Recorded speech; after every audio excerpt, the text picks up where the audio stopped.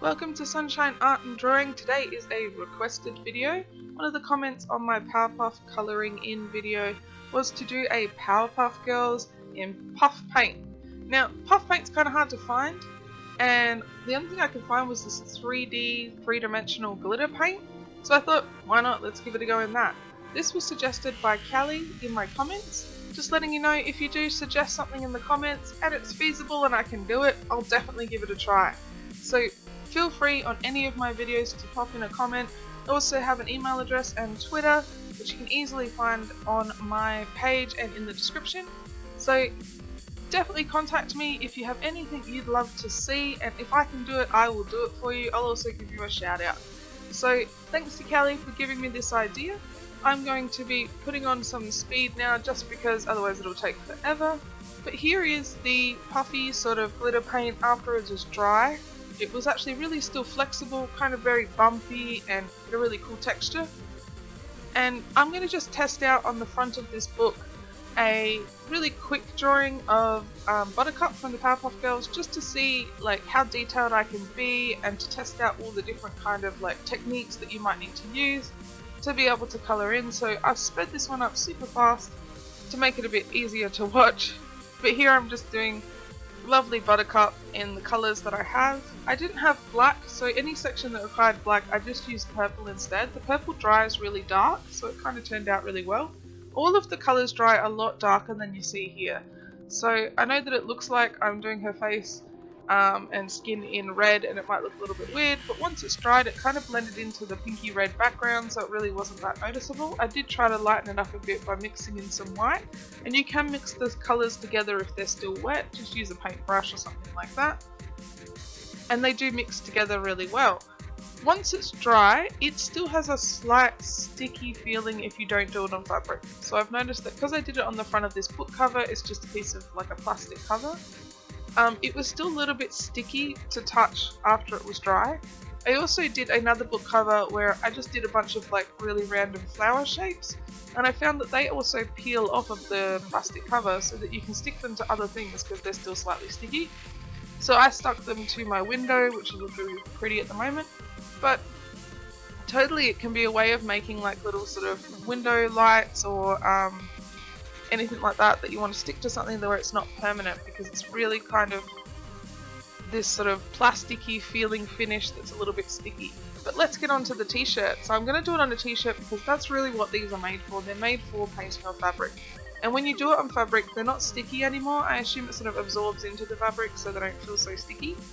And I'm just going to be doing the lovely Bubbles. She's the blonde-haired character from PowerPuff Girls, and I thought she would be adorable to do, and she best matched the colours that I had in the pack. The green that was given with the set isn't really a very good kind of like green. It's very, very dark, so it's kind of difficult to do any kind of green character, and the blue turns out really pretty, so I thought I would do blue and then use the purple as the black and fill all this in. The one thing I want to say about the white colour is that it dries clear. And I know that might be a little bit hard to tell right now because it's really kind of like a very thick white colour, but once it dries it's completely clear, which is a little bit disappointing if you're trying to do something that needs to be white, like her eyes. It kind of ends up being kind of clear, but because the t-shirt background was white that wasn't too much of a problem. But if you are using anything that is not white, just remember that the white in the pack turns clear, so you'll see the colour of the shirt underneath it or whatever you're doing. I just found the hardest part is probably filling in the large areas. You can't really just squirt down a lot and spread it around. It doesn't entirely work like that. You kind of have to work in sections and sort of build up the colour. But you can use a brush or just the tip of the applicator to kind of spread it out a little bit to make it a bit smoother and neater. I was doing that as I went along colouring in, and then I thought I would outline the entire thing in red because it was kind of hard to see the outline and the sort of design of the character, so I thought I would use red because she doesn't have red anywhere in her sort of costume, so it's kind of a good standout colour. The part probably that's like the hardest to do would be to be able to do this without getting any on your hands and accidentally spreading it. As you can see, there was a little bit of red that I accidentally spread down on the side, and there's also some splatter of when you press on it, sometimes an air bubble will come out and then I guess it's sort of paint will splatter a little bit, which is kind of annoying if you're trying to make like a neat design, because once it's on the fabric it's really difficult to get off. So it's not like you can just you know, wipe it off or anything, it'll just streak and make it worse. So I used just a little paintbrush that I dampened a little bit, so not a wet paintbrush but just a damp one. And here's a bit of footage of where I had it to dry. So what I'd done is I used just a little paper clip to hold it at the back, and then I put it over just one of those standing mirrors, just so that it could lay flat but also have nothing touching it.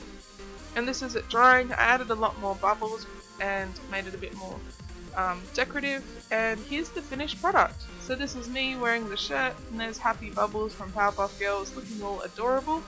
It kind of feels a bit bumpy. It's supposed to be washable, but I don't know, it feels like it might not survive a wash.